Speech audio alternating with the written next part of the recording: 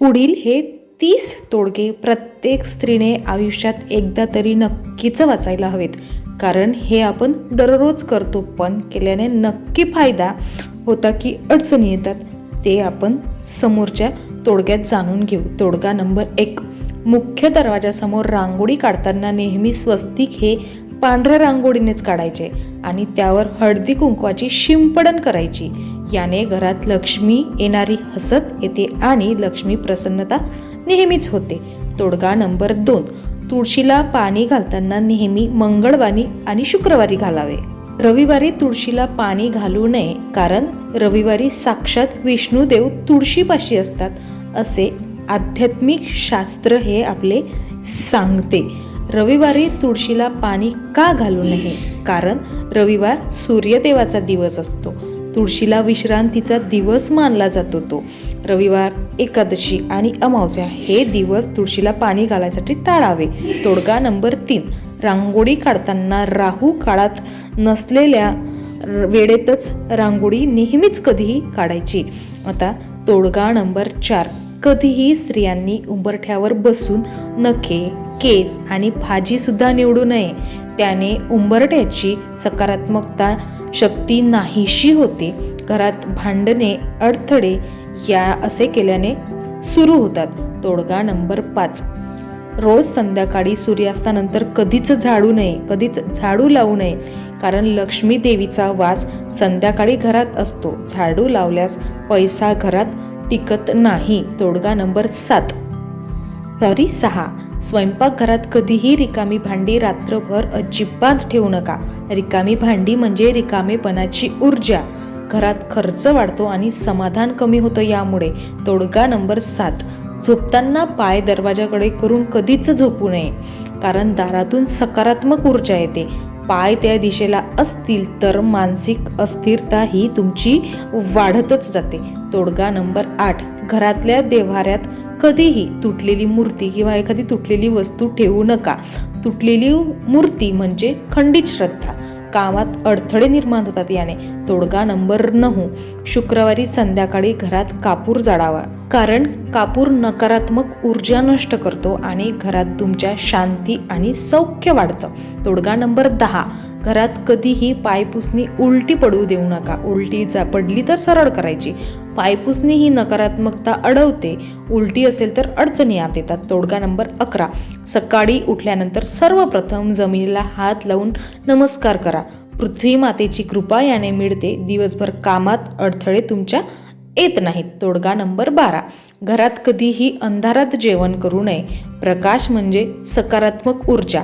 अंधारात जेवण केल्यास तुमचा मानसिक ताणतणाव वाढून तुम्हाला अस्थिरता सुद्धा जाणवते. तोडगा नंबर 13. घरातल्या पाण्याच्या टाकीचे झाकण नेहमी बंद ठेवावे.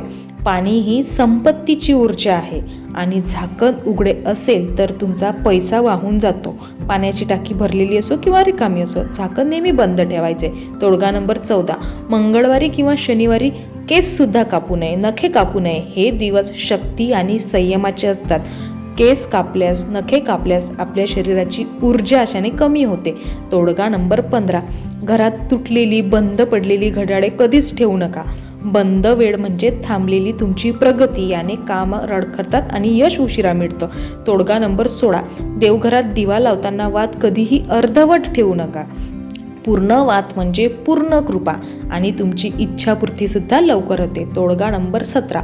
रात्री झोपताना स्वयंपाकघरात स्वच्छ ठेवून झोपा. स्वयंपाकघर नेहमी स्वच्छ ठेवायचं. अन्नपूर्णा देवीचा वास घरात राहतो आणि पैसा आणि समाधान अशाने वाढतं. तोडगा नंबर 18.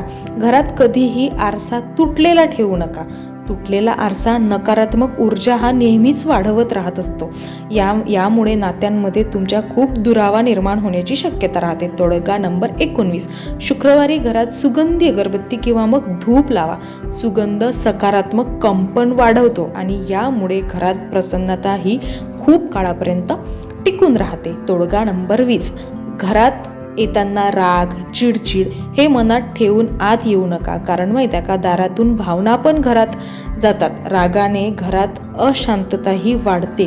स्त्रियांसाठी खास गुप्त पण जबरदस्त नियम जे आयुष्य बदलू शकतात. हे नियम आत्मविश्वास, सौंदर्य, आरोग्य आणि लक्ष्मी वास कायम राहावा यासाठी आहेत. फक्त नियमितपणे आणि सातत्याने नेहमीच करायचे. तोडगा नंबर 21, रात्री केस मोकळे ठेवून झोपू नका. केस म्हणजे स्त्रीची ऊर्जा, ती विखुरली तर मन सुद्धा अस्थिर होतं. रात्री झोपताना केस नेहमी बांधूनच ठेवायचे. अशा ठेवलेल्या मानसिक शांतता राहते. तोडगा नंबर 22, मासिक पाळीच्या काळात देवघरात कधीच जाऊ नये याचं पालन नेहमीच करायचं. तो काळ शरीर शुद्धीचा असतो, अध्यात्म नाही. देवाचा अपमान नव्हे तर ही शरीराची विश्रांती आहे. तोडगा नंबर 23, सकाळी उठून आरशात पाहताना मी सुंदर आहे आणि मी समर्थ आहे असं बोला. याने मन जे मानतं तेच वास्तव होतं. हा सकारात्मक मंत्र सौंदर्य आणि आत्मविश्वास दोन्ही वाढवतो. तोडगा नंबर 24, घरात रडून कधीच झोपू नका. रात्र म्हणजे मनाची रिसेट वेळ. रडल्यास दुःख ऊर्जा म्हणून साचतं आणि आयुष्यात ते परत परत येतं. तोडगा नंबर 25, तुळशीला पाणी घालताना मनात इच्छा कधीच बोलू नका. तुळशी हे समर्पणाचं प्रतीक आहे. इच्छा नव्हे, कृतज्ञता व्यक्त करा.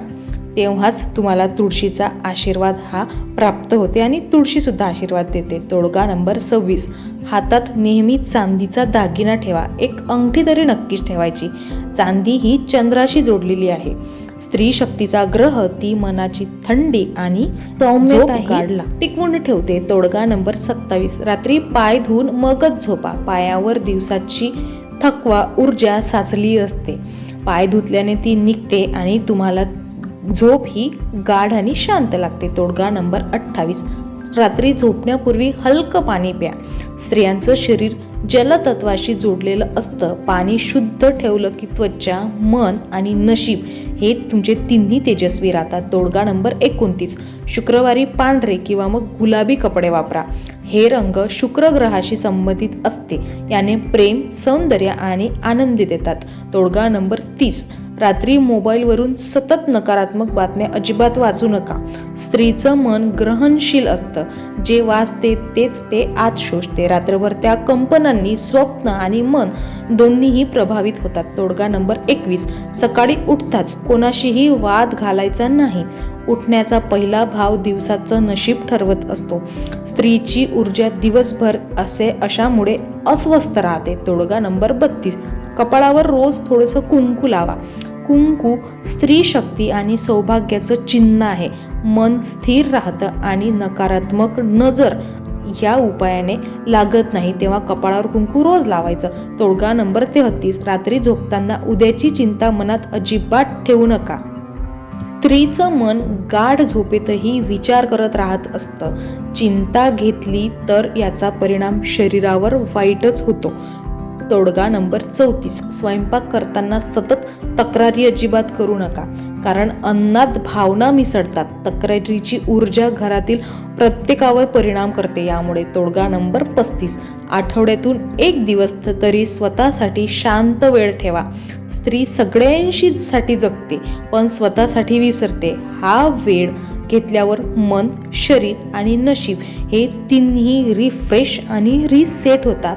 स्त्रियांसाठी हे अगदी साधे, सरळ, सोपे आणि छोटे छोटे उपाय आहेत. नियमितपणे सातत्याने जर हे प्रत्येक स्त्रीने नियम आणि उपाय केले तर तुम्हाला याचा फरक नक्कीच जाणवेल. व्हिडिओ शेवटपर्यंत बघितल्याबद्दल तुमचे मनापासून आभार. व्हिडिओ आवडल्यास एक लाईक आणि कमेंट करा. असेच नवनवीन व्हिडिओ पाहण्यासाठी आपल्या चॅनलला सबस्क्राईब करायला विसरू नका. धन्यवाद. श्री स्वामी समर्थ. श्री स्वामी समर्थ.